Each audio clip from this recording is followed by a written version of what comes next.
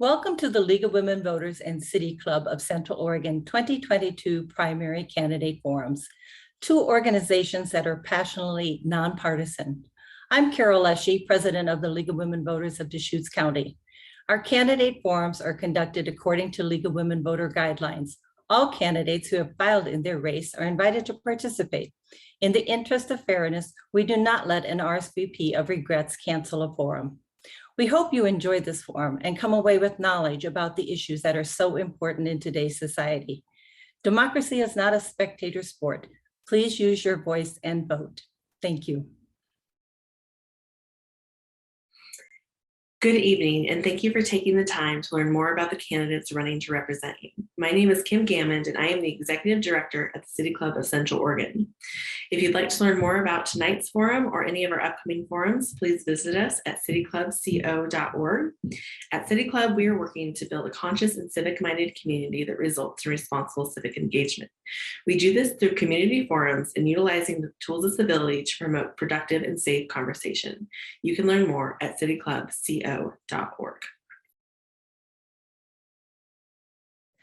Hi there, I'm Emily Cureton Cook, Central Oregon Bureau Chief for Oregon Public Broadcasting. I'm happy to be with you here today to moderate the Democratic Primary Candidate Forum for Oregon's 2nd Congressional District. By land, this is the largest district in the state. It includes a pretty shockingly broad and diverse stretch of Oregon. It covers roughly 2/3 of the state east of the Willamette Valley, and the people represented by the congressperson in this seat live in Baker, Crook, Gillum, Grant, Harney, Jackson, Josephine, Klamath, Lake, Malheur, Morrow, Sherman, Umatilla, Union, Wallowa, Wasco, Wheeler. I'm not done. Deschutes, Douglas, and Jefferson counties. So we are talking about a big part and an important part of Oregon today and who will represent us in Congress. Like all U.S. representatives in Congress, the term for this seat is 2 years, and the seat is currently held by a Republican, Cliff Bentz. This year marks the first election since the 2nd District's boundaries have changed. That was due to a redistricting process by the Oregon legislature. Those changes did give Republican voters a wider majority in the district. Today, we're talking with two candidates seeking the Democratic nomination for the 2nd District, Adam Prine and Joe Yetter. The person who wins this Democratic primary race will run against the Republican candidate in the general election in the fall. So we have a bit of a format today, and both of our candidates are here with us. We're going to start out with opening statements. Candidates, please keep your introductions to 1 minute. And then we've got a list of questions, many of which were submitted by our audience. We want to keep those responses to 90 seconds or less. And we'll wrap up with closing statements and give you a little bit more time there with 2 minutes to wrap up your closing remarks. And if all that sounds good to you, I'd love to just jump right in with Adam Prine first for his opening statement at 1 minute long. Hello, my name is Adam Prine, and I'm running for U.S. Congress in Oregon District 2. I was born in Chicago, Illinois, and I grew up there until right after high school, where I moved to Vermont, where I opened my own catering business, and I did agriculture and food service, where it was a farm-to-table type of industry, and did that for about 6 years. And then I met my wife, and we moved to Nebraska, where we started a family. We had my son, and then later my daughter. And about 6 years ago, we moved out to Oregon, and because both my sisters live here in Southern Oregon. And during the big marijuana move, I came out here to get a good job opportunity. And since then, we've been living here, and I've been fighting grassroots politics because of Bernie Sanders and Trump, and I'm still fighting. Thank you very much, Adam. Let's turn it over to Joe Yetter. So, hello, everyone. I am Joe Yetter, and I am running in order to continue to serve the people and the Constitution of the United States. It was over 50 years ago during the Vietnam War that I put up my right hand and I swore to defend the Constitution of the United States against all enemies, foreign and domestic. Today, I think the Constitution and our values are all under assault. They're under assault by the forces of authoritarianism, and this cannot be allowed to stand. These forces of authoritarianism would seek to deprive us of our basic liberties and our values. These range from the right to vote, the overturning of free and fair elections to the assault on the rights of individuals to marry whom they love and over control of their own bodies, as was leaked from the Supreme Court yesterday. I'm here to fight for you. Thank you. Thank you very much to both of the candidates. The first question is going to go to Joe Yetter. Joe, and if I may call you Joe, as opposed to Yes. Mr. Yetter. Joe, what is the greatest challenge that you feel is facing Oregonians in the 2nd Congressional District? Well, the basic fundamental challenge that we face is the assault on democracy and the environment. And these two are closely interrelated.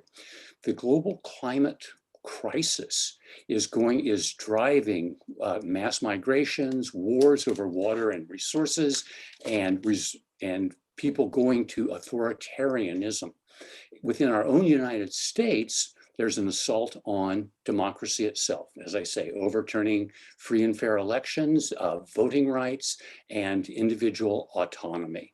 I think that these values are under assault by, as I say, the forces of authoritarianism, and that the current incumbent, who is an admirer of Donald Trump and supports him, says that he supports him, has violated, the trust of the people of the United States. So I'm running to fight for them. Thank you. Thank you very much. And Adam, what do you feel is the greatest challenge facing Oregonians in the 2nd Congressional District? Well, in the 2nd Congressional District, the greatest challenge is winning, because it's been since the 1980s since we've been a blue district. This is a severely red district, and it's not going to be an easy fight. So I'm running to help reform the Democratic Party. I'm helping to bring the younger kids into it that have never voted before. I'm running to change some of the things that the Democratic Party has went off base and moved too far to the right. We need to pull this whole country back to the left, but we also have to reach out across the aisle to the people that voted for Trump in this district. We can't label everybody that voted for Trump in this district as an insurrectionist, or else we're never going to win. So we need to bridge the divide while we maintain the left status and not giving Joe Manchin and these corporate Democrats the power that they have right now. We need to make sure that we can pull younger kids in while we don't get steamrolled over by the right wingers, which they're doing right now with this Roe versus Wade. And we need backbone in the Democratic Party. We need people like Alexandria Ocasio-Cortez and Ilhan Omar, not people like Joe Manchin and Joe Biden, who's not doing a very good job right now. Yes, he was a much better choice than Donald Trump, but he's not doing what he said he was going to do. And I don't want Trump to win again. And I don't want a Republican to win again. So we have to change. For the next question, we'll start with you, Adam. As a freshman representative, if you were elected to this office, tell me about specific policy priorities that you would support, ideally 3 of them, and how you would go about actually getting them done. Well, the first one I'll mention is Medicare for All. And how would I go about for getting it done is very simple. I would vote on it. I would help force the vote, and we would get the people in Congress to vote on it. It's already there. Every one of the policies I'm running on now are not my ideas. They're policies that are already in Congress. They're already in our government waiting to be signed. We just need people to run in order to vote on those policies. So Medicare for All, the new and improved version, is coming out. The Squad, AOC, and Bernie Sanders, they're all bringing it back. So I would vote for that. Number 2 is the Green New Deal, which is not necessarily a policy, but I have taken the pledge for the Green New Deal from Extinction Rebellion, saying that I will, no matter what, try as hard as I can to get us to net zero by 2025. And yeah, we might have to move that to 2030, but we're going to keep fighting to make it as soon as possible, because we're in big trouble in the climate. And I will also say none of this will get done unless we get some good campaign finance reform, and we end Citizens United, and we realize that corporations aren't people, and money is not freedom of speech. So those are 3 very big policies that I back, along with other ones like a living wage and prison reform, and there's a couple others. I just can't think of it right now. Thank you very much. Joe Yetter, same question to you, looking for 3 specific policy priorities and how you would go about getting them done. Well, I want to build. And the building includes infrastructure, the hard infrastructure of roads and bridges and airports, and then all of the infrastructure that we need in order to fight climate change. The infrastructure that will help us to sequester carbon and to electrify everything, decarbonize everything, and move to a fossil fuel-free economy. And then there's the human infrastructure that is all part of the Build Back Better agenda that needs to be resurrected and passed in toto or piecemeal. All of those things together, I think, constitute well over 3 priorities. But I would also add the infrastructure of democracy. We need to be sure that we renew the Voting Rights Act, make it stronger, make it enforced, guarantee that everyone who is eligible to vote does not have any impediments in their way, that voting is supported, and that finally elections are honored. Thank you. How do you see yourself representing, and this one goes to you first, Adam, how do you see yourself representing all of the voters in your district and not just the Democratic voters who are eligible to vote for you in the primary? And this is me.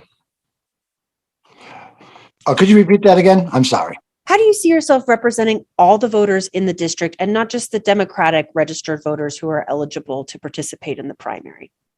Oh, wonderful. Okay. Well, one thing is my platform isn't solid Democratic platform. That's been a lot of the past candidates in this district. It seems like I look at the record and the numbers, and it seems like the candidates each year are usually hitting about the same 30-ish%. You know, Jamie McLeod Skinner did do a little bit better, but that was also during the time of Trump. So people were coming out in masses.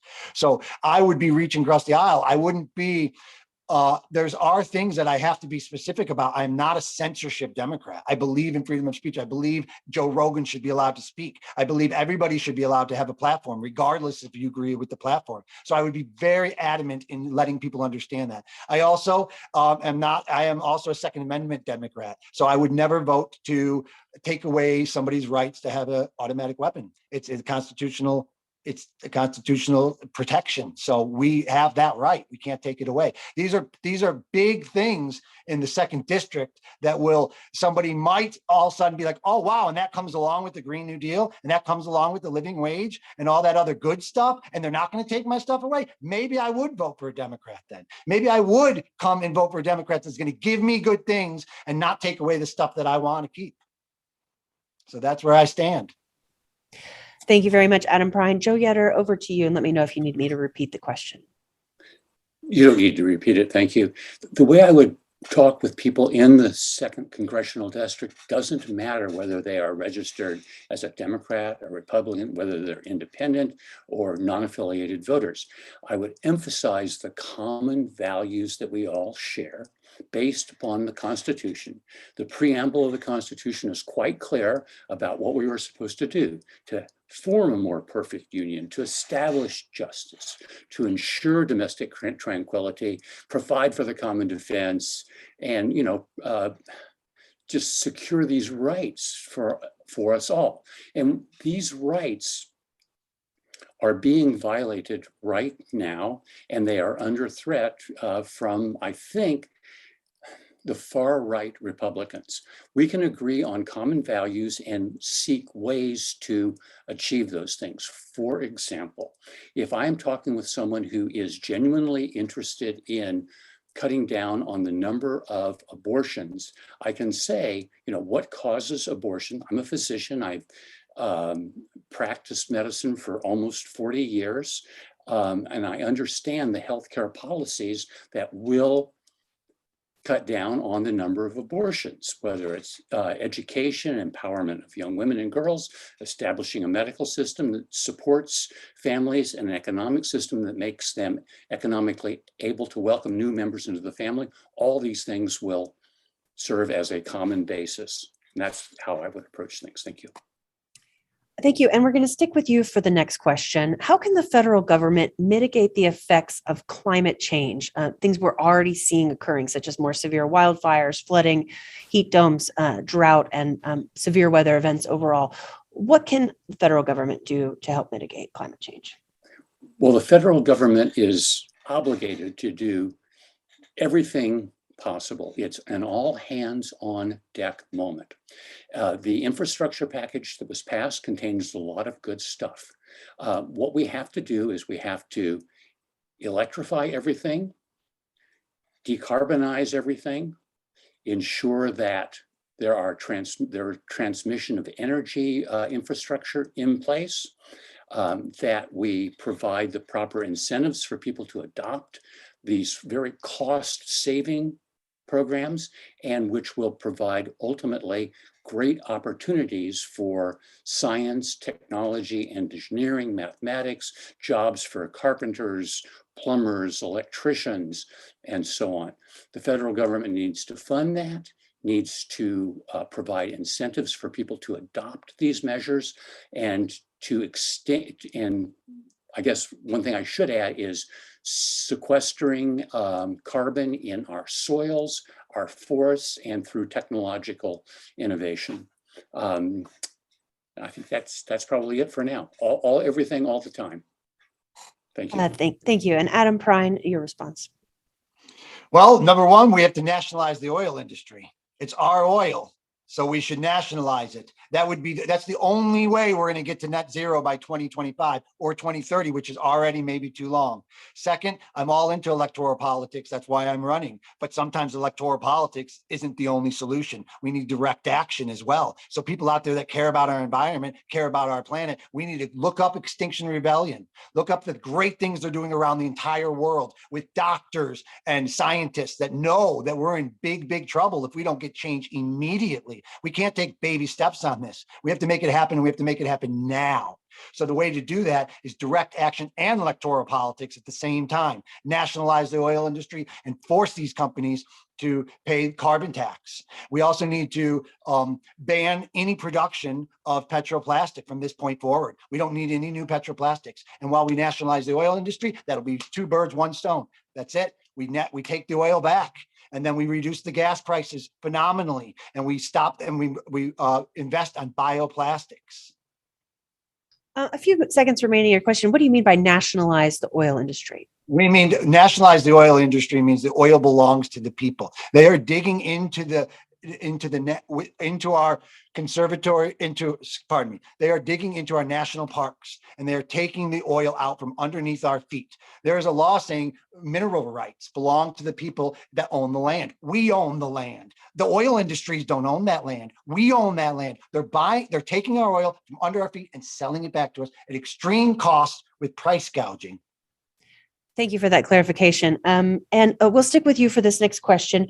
How would you address, you've set me up nicely, how would you address inflation and high prices that Oregonians in this district are currently paying? We need to stabilize the economy. And to do that, we need a federal jobs guarantee. It's kind of like competition, but competition isn't the best word. The economic majors I talked to told me not to use the word competition, because the competition, it would be two private sectors going against each other. This would be the government sector with the federal jobs, and they would be jobs that the private sector can't put out, like cleaning up the ocean or fixing the infrastructure. And then that would balance a living wage, because those corporations would have to start paying more to keep the employment levels. And that would bring unemployment down to a nearly zero level. And then we would have a balanced economy. So we need a federal jobs guarantee. FDR did a federal jobs guarantee like program in the New Deal, and it was wonderful, and it really helped the economy. So we're not on the gold standard anymore, and we can do this. It's very possible. I advise everybody to look up Stephanie Kelton. She is an economic major, and she has a podcast on Market Watch called The Best New Ideas in Money. Check that out, because that's where we're going, folks. Change is coming. It's imminent. And Joe Yetter, how would you address inflation and high prices? Okay, well, I think that the current spate of inflation that we have is threatening everyone. It's chiefly a result of a couple of things. One is our recovery from the pandemic and the economic dislocations that happened with that, so that we had decreased production, increased savings at home because of payments to people. So we have, once again, a lot of money chasing fewer and fewer services and stuff. Part of that's going to dissipate. That'll even out. What won't dissipate on its own is the exploitation and the price gouging that have been rampant. The oil industry is recording record profits. The shipping industry is recording record profits. All across America, the big corporations are making out like bandits, and the real bandits, the ultra rich, have increased their net worth by about $2.5 trillion, while the rest of us are suffering economic dislocation and now this massive inflation. They need to be brought under control by increased productivity. A lot of that is supported by the American Rescue Plan and the infrastructure plan. And this increased productivity will mean that more services and goods are available to match the increased money available. Thank you very much. We'll stick with you, Joe Yetter. Sorry, Adam, I don't think our format accommodates rebuttals. Okay. But Joe, I want to switch topics too, as well as we think about what we've been through in the last 2 years. What do you see as the proper role of the U.S. Congress in addressing pandemics? The Congress and the administration failed. We knew a pandemic was coming. Pandemics come all the time, and they are going to increase in number as the global climate crisis pushes more people toward more exploitation of natural resources. So we're going to have more and more exposure to various pathogens. Now, there are plans on the table for essentially a medical Apollo type program. For about $100 billion, we can have on the shelf ready vaccines that can be quickly modified to new pathogens, therapeutics that can be modified to new pathogens, and improved surveillance methodologies through artificial intelligence and simple, gumshoe medical detective work to detect new pandemics as they arise, develop the new vaccines and the new therapeutics to be ready. It takes a lot of money and a lot of smarts to get ready for this, but it's a huge investment. These dollars are estimated to pay for themselves about a 7-to-1 or 10-to-1 basis. So $100 billion investment is worth maybe $1 trillion in payoff, and it's up to Congress to appropriate money for that. Thank you very much. Adam, your response. Okay, well, I think there were some things that were done that were really well done. And I think that there were some things that were done that weren't really well done. One of the big things is the small businesses. So when we did a lockdown and we closed all of the mom and pop joints and left McDonald's and Kentucky Fried Chicken open, that was a huge mistake. So we have to make sure that we take care of these small businesses. And also on the side, the idea that we put out the stimulus package and put all this money out to the economy, Joe touched on the point that that's why we have inflation, because more people have money at home. But the answer to that is not to increase poverty, not to wait for people to spend their money and go broke again. That's not the way to fix inflation. We need a wealth tax. So we can do a wealth tax and that'll help balance the economy. That's crucial.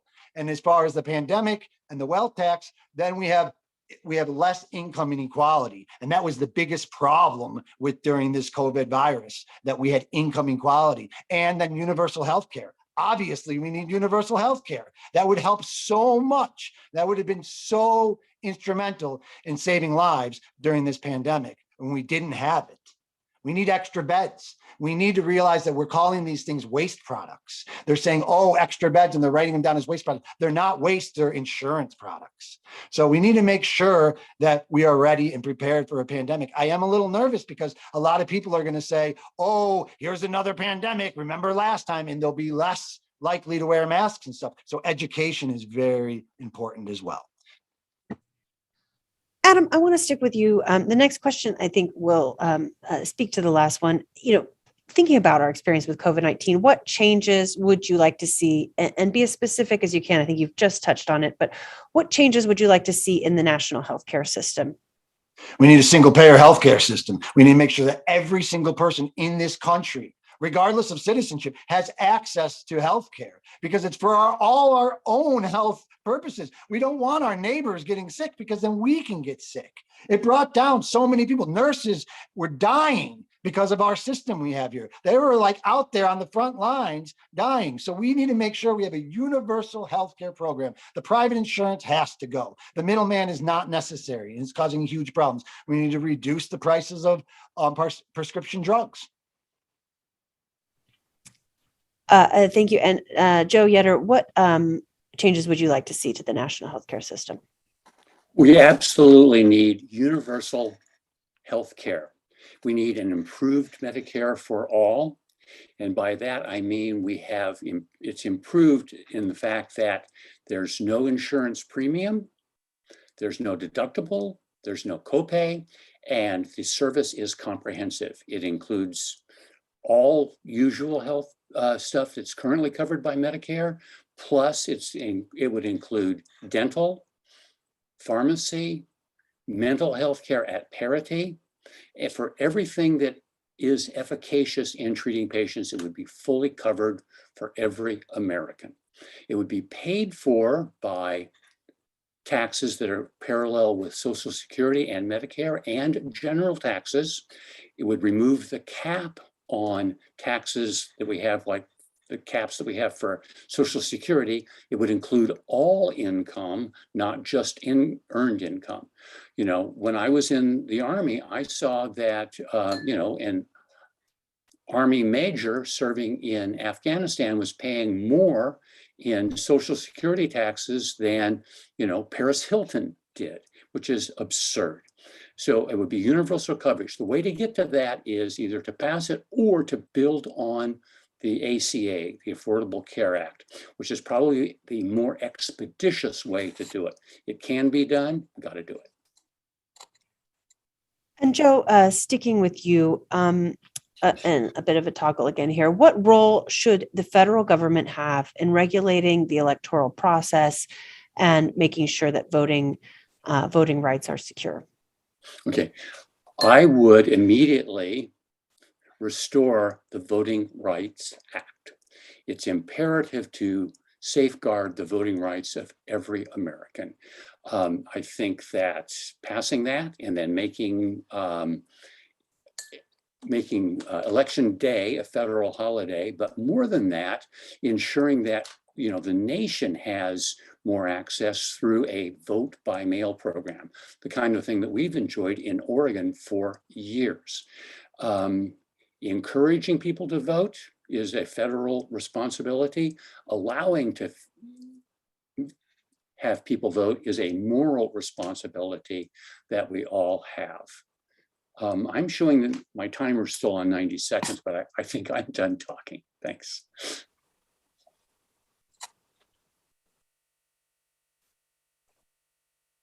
Oh. Hello? Did I freeze? No, it's you and me, Joe. I think we lost her. Oh. No, we're here. I just had a classic Zoom moment where I was on mute, but the timer is back, and it's over to you, Adam, on the question of how you believe the federal government should play a role in regulating electoral processes. I see eye to eye. A lot of that with Joe, the voters, restore the Voters' Right Act. We need to do the, sorry, I lost my train of thought because of the little glitch. We need to, pardon me. We need to restore the Voters' Right Act. We need to, can you repeat the question? I got thrown off there. Yeah, no problem. What role should the federal government have in regulating the electoral processes of the states so voting rights are secure? Okay. Yes. Mail-in voting as well. We need the mail-in ballots. That's a great thing in Oregon. We need that nationwide. But I also like to add on to ranked choice voting. I think we need a federal ranked choice voting system, and we need to start encouraging third parties. We have so many people in the United States that identify as independent voters, more so than Democrats or Republicans. It's the number one people that identify. And the reason why we're getting low voter turnout is because we have the lesser evil every single time. So if we can let these new parties, the People's Party, the Forward Party, into the Green Party, into the conversation, we're gonna have wonderful results. First of all, you got to be nicer to your opponents when there's more than one party. party because the other party can vote for you. Ranked choice voting is an excellent system. I ask everybody to go out there and look it up because it's something that's coming as well. They've installed it in Maine and it's working. So that would be a great solution. Third parties, ranked choice voting, mail-in ballots. Thank you And so the much. federal holiday, and the federal holiday. It should definitely be a federal holiday. I would vote on that immediately. And just so y'all know, the timer will be back on track after this. So hopefully you're not too psyched out by that. We'll start with Adam for this one. Adam Prine, what specific legislation would you support, if any, to reduce gun violence in this country? Oh, yes, I do support legislation to reduce gun violence. I would not vote to take away someone's rights to own an automatic weapon because it's a fundamental right and it's in the Constitution. But I do think that a well-regulated militia also has background checks. And then also, I think one of the most important things that is being left out of the conversation is accountability to the gun ownership. If somebody takes your gun and uses it for very terrible cause and murders somebody, the gun owner should be responsible. I don't care if it's a parent. If a parent has a child that goes and does something just unmentionable at a school with their gun, those parents should be held accountable. People have to know if you're going to own a gun, you have to do it responsibly. It is your American right to own a gun. It is, but you have to own it responsibly. So I would vote on things to make the responsible gun ownership very good across this country, and we need to expand that. But taking away people's guns rights is not the answer either. With 30 seconds left, can you elaborate more on how you would make gun ownership more responsible? You mentioned one thing, but if there's others. So there's a lot of things. Technology is coming out today. So we've got different types. You could have smart guns. They're working on that right now.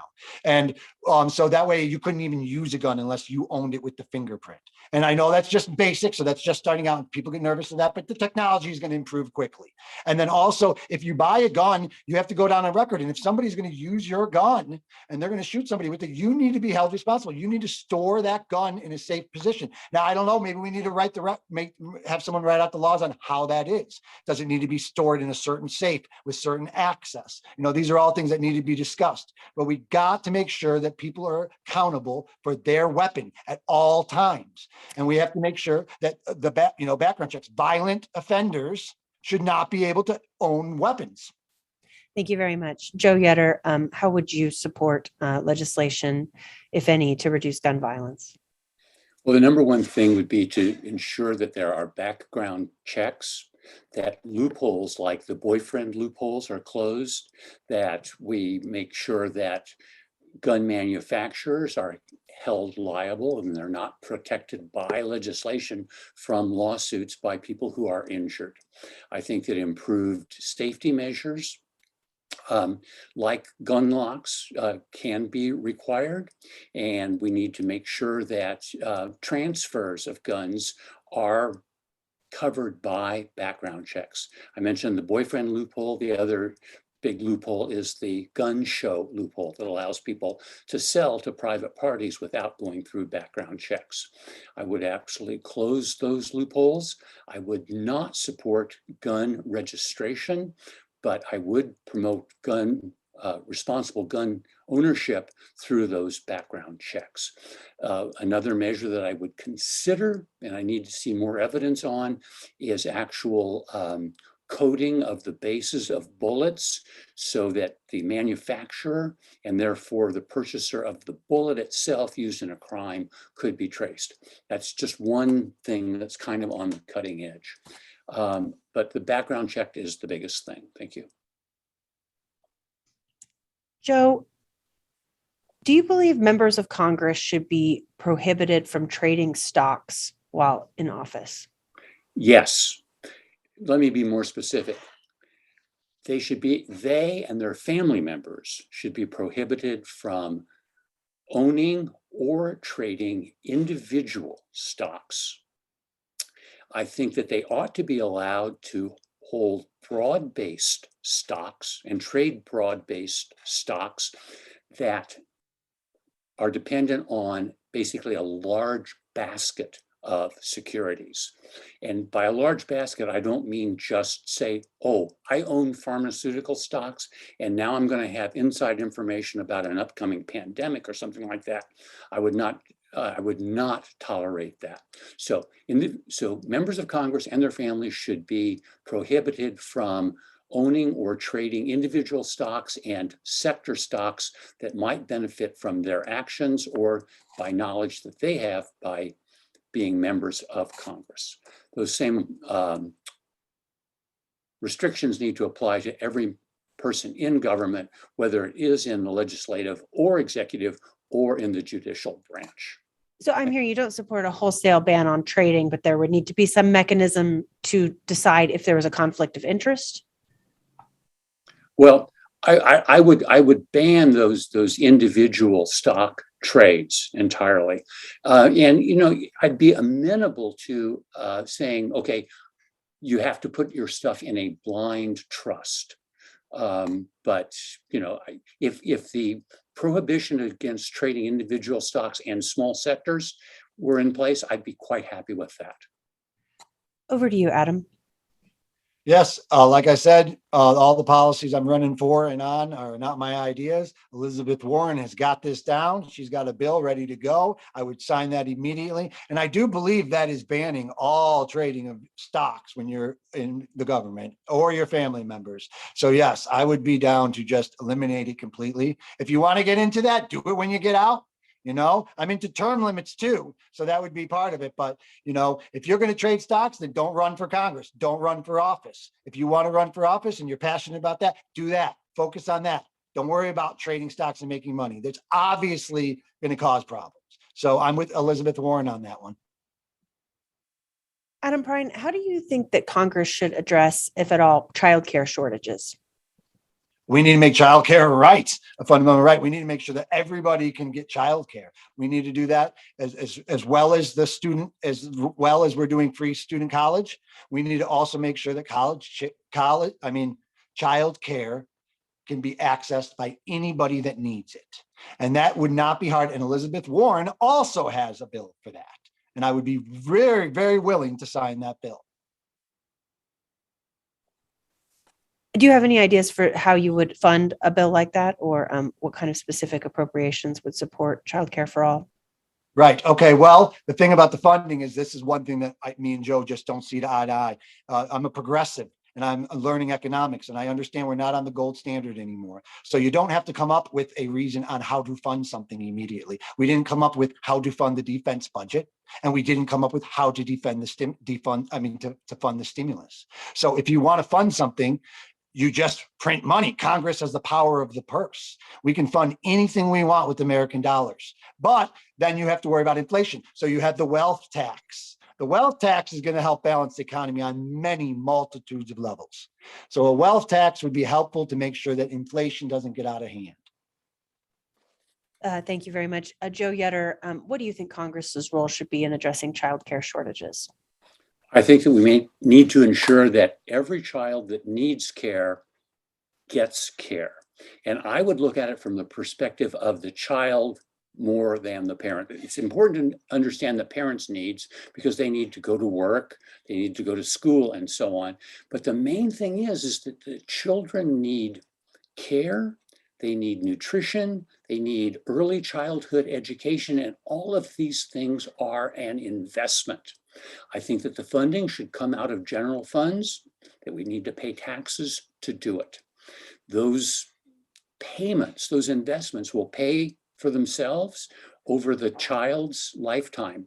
Studies have shown that these early investments in early child development pay off at a 7 or 10 to 1 ratio. This is a huge investment opportunity. We need to fund it and we need to pay taxes to do it. And when you say you want it to be focused on the child rather than the parents' needs, can you elaborate more on that? Well, I think the emphasis when we ask the question, we say, well, what do the parents need in order to deposit their kids off, in the morning before they go to work? And we really need to be asking, what does a child need most of all in order to develop his or her intellectual, physical, emotional development?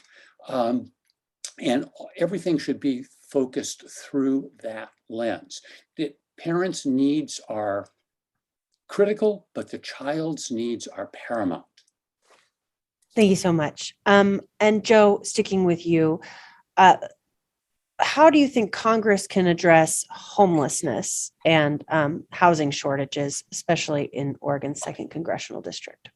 Well, the homeless problem is a terrible problem, and it's manifest because of the economic strain that people have been under, and the drug crisis that we're going through now with the methamphetamine that is even worse and makes people even more paranoid and dissociates them from reality even more. It's a product of poverty. It's a product of violence. It's a product of lack of education. So all these things come together, and the federal government needs to address each of these problems through better anti-drug trafficking laws, through support of mental health in universal health care, and stimulating the economy and ensuring employment of people.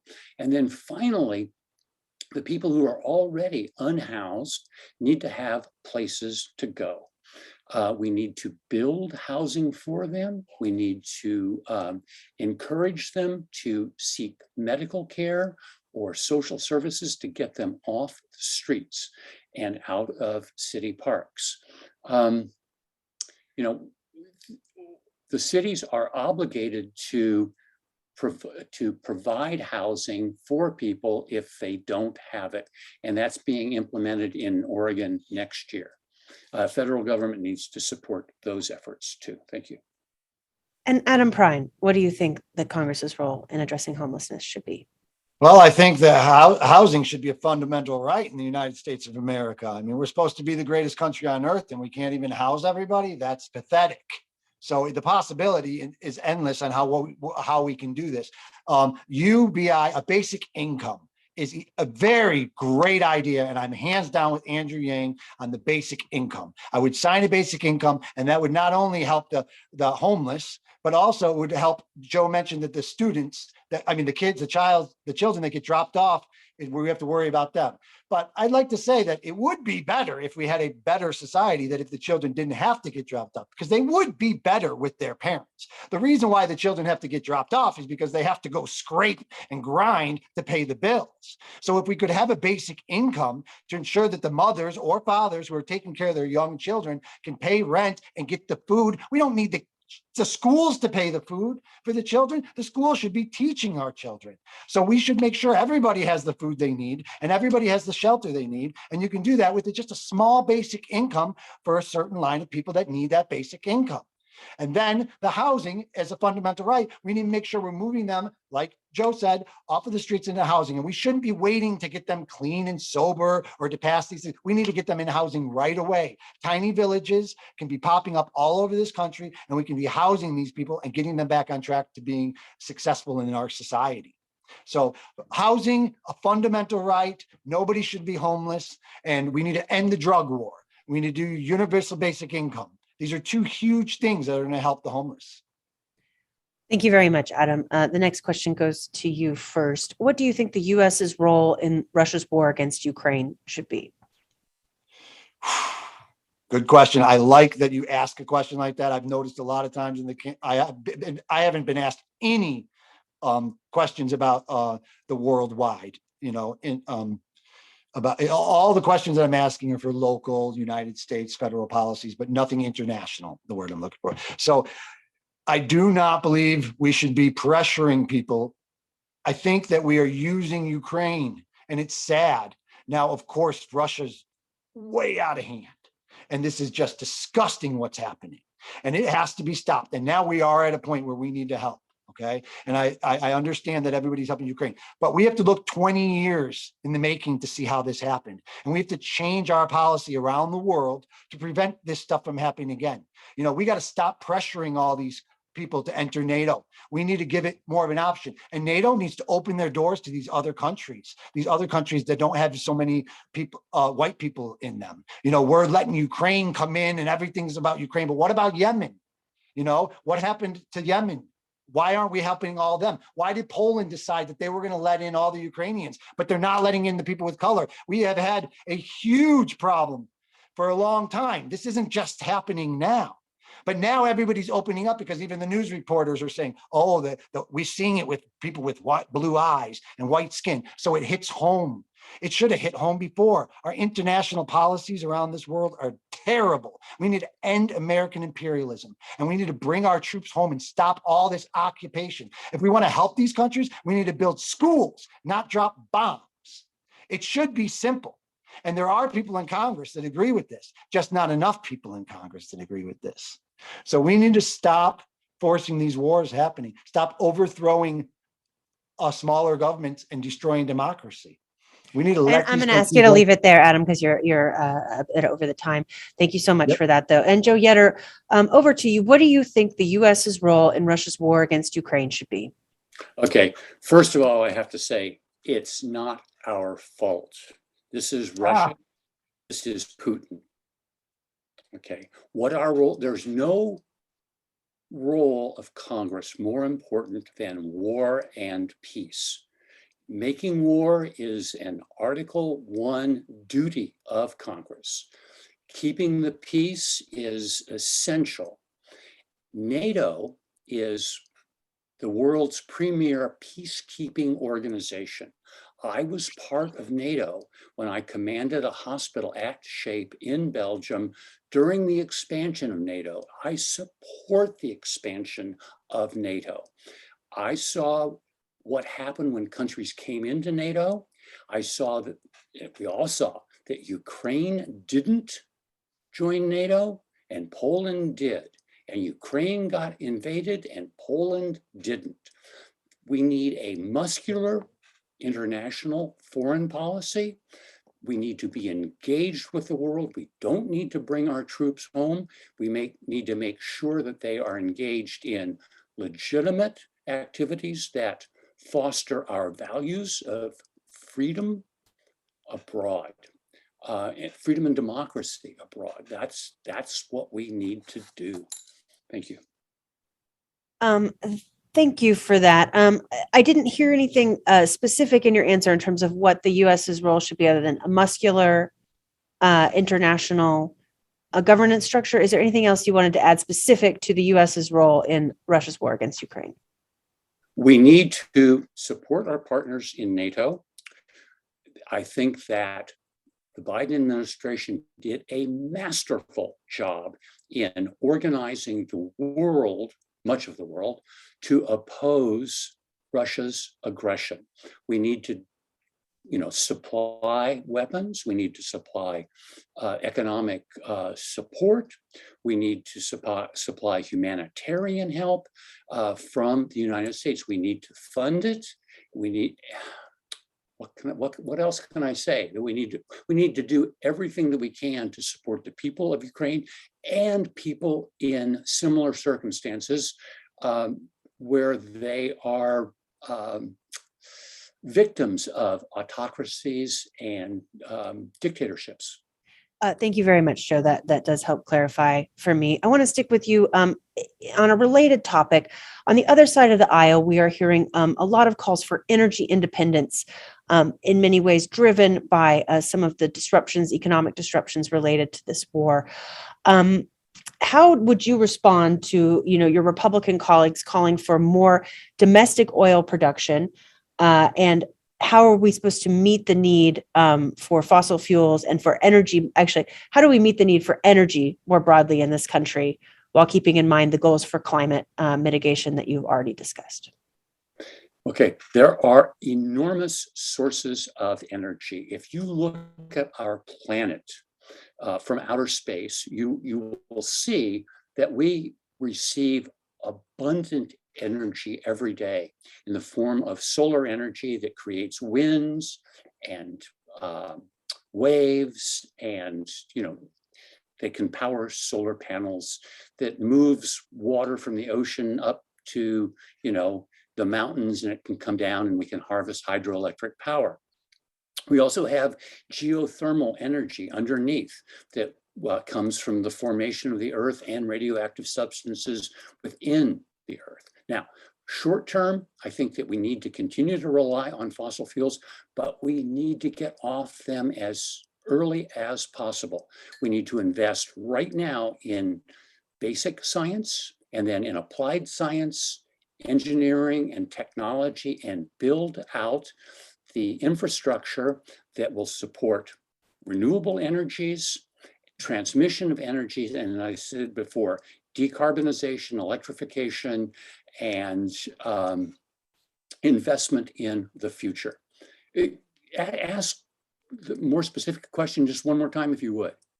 I found my question as I was talking there, but it was about how do you respond to the Republican push for energy independence, which on the other side of the aisle, I'm seeing as more domestic oil production. So the baseline question is, how do you plan to meet America's energy needs given your climate goals? Through renewables and storage, and ultimately fusion, I think. And Adam, if you need repetition, let me know, but it's your turn if you'd like to go. Oh, yes, I would say, I don't know how anybody could be saying they're an advocate for the environment and then also say they want to increase our muscle military around the world, because the United States military is the #1 producer of carbon. That's the #1 thing that is destroying the planet. We have to reduce our military if we want to be serious about climate change. It's mandatory. So I don't know how you can be both things. And then when you say peacekeeper in NATO, you got Somalia, you got Yemen, you got Afghanistan. Ask those people if they think NATO's a peacekeeper, because they don't believe so. So if we want to win over the world, we got to start really keeping peace by reducing the military around the world. And then we help climate change. It's pretty simple. And so that's what I would do. And as far as at home, we need to we need a carbon tax, and we should not be drilling at all. No new drilling, no new pipelines at all. I don't care what the Republicans say on that one. I'm willing to reach around across the aisle on certain things, but not on the environment when it's clear as day that we're dying quickly. And if we don't change something immediately, we're in big, big trouble, folks. So I would say green energy. We've got the technology. We just have to push it forward. Carbon tax. Let's nationalize the oil industry.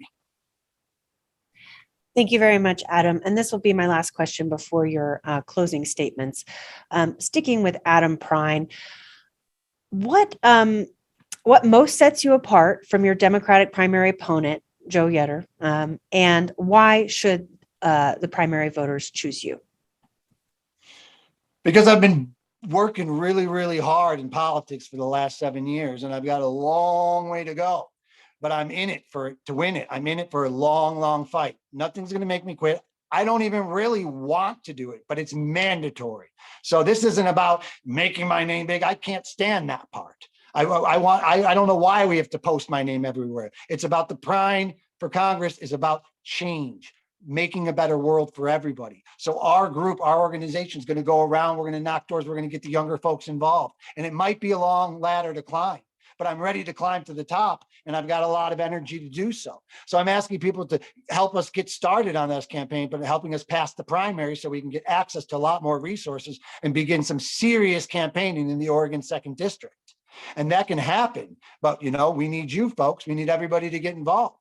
And we need to start meeting up, and we need to start knocking doors, and we can do this seriously. I've got a good reach on the national level. I do a podcast. We have a small organization called the Collective Social Network. You can look us up, where we interview candidates all around the country and that are just starting off and running for Congress. And we help them with resources, and we help them get their social media out there. I've got a Facebook, I've got a Twitter, I've got a TikTok, which is just opening up, but we're going to get that rolling. So social media is essential, and knowing how to use all those tools. And that's me. That's what I do. So I've got the tools. I just need the okay from you guys. So vote for me. Go see me, Prine for Oregon @.com. And we'll have a closing statement for you as well, Yeah. Adam. Turning to you, Joe Yetter, what most sets you apart from the Democratic primary opponent, Adam, that we've been meeting in this forum, and why should voters choose you? Well, I think that I am a pragmatist. I believe that you get things done by working with people, understanding that you share some common values and some common interests, and that one doesn't need to burn down the building before working to rebuild and build better. I'm willing to work with anybody on any issue, anytime. I'm not going to try to take stuff from people. I'm not going to, try to burn stuff down. I'm not going to try to change the Democratic Party from within. I'm looking to make the Democratic Party relevant to the people of my district and to serve the people of the district through the party and through pragmatic, workable solutions. Thank you. And now each candidate, you'll have 2 minutes, a little bit more ample time for your closing remarks to address anything you'd like to address before we say goodbye to this forum. And we'll start with Joe Yetter. Well, first of all, I want to thank you very much for having me. I want to reemphasize that I swore an oath more than 50 years ago to protect and defend the Constitution of the United States, and that oath is still in effect. I want to serve the people of Oregon, to protect the things that are important to them. I'm in this race, to win this race. I will support the Democratic candidate, whoever it is, and want to promote democratic values throughout the state, throughout the nation, to secure those blessings of liberty that are mentioned that are enumerated in the Constitution of the United States. So that's who I am. I invite everyone to go to joefororegon.com, and I would appreciate your vote this 17th of May. Thank you. Thank you. And Adam Prine, closing statement from you. Thank you, everybody. This has been great. I appreciate the opportunity to reach out to people. I just want to make it clear, I don't want to burn down the building either, but I realize the building is burning down. It makes me think of that little dog meme in the house with the fire everywhere. And I'm a pragmat. No, like, we're in big trouble. So yeah, the building's on fire. We need to change that. We need to put it out immediately. We can't be a moderate here. We need to pull the country to the left. So I'm asking everybody to join my campaign so we can do this. We can reach across the aisle. We can get the people that voted for Trump last time to vote for the Democrats. If we change the Democrat Party, because right now they're never going to vote for the Democrats. And if you tell them that, oh, you're just pushing democratic values on them and you're not going to change anything or work to their standards, then you're never going to get votes for those people. And also, if you're trying to reach the younger generation, definitely don't tell them that you're not trying to change the Democratic Party, because then they'll never vote for you. See, that's why I'm here to save the Democratic Party. If you want the Democratic Party to survive, you have to let it change. Stop holding on to the torch. Pass it to the younger generation. Let us make the changes that are essential. Join us on Prine.com, PrineForOregon.com, or look me up on Facebook, Adam Prine for Oregon. Look me up on Twitter, Prine Time. Thank you very much, everybody. And thank you, Joe. This has been awesome. We're kicking butt. I appreciate that you care. Yeah, I want to thank both of the candidates for participating in our forum today. This is the League of Women Voters of Deschutes County and City Club of Central Oregon's primary Democratic candidate forum for the 2nd Congressional District.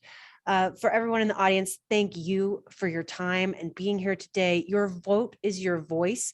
Make sure you get your ballots in the mail by make sure you get your ballots in by May 17th so your voice can be heard. If you wait that long, you'll want to take them directly to the ballot box, of course. So for more information about these candidates and all the candidates in the 2022 primaries, you can visit vote411.org.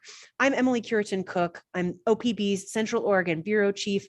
It's been my pleasure to moderate this forum with our 2nd District candidates for the Democratic nomination.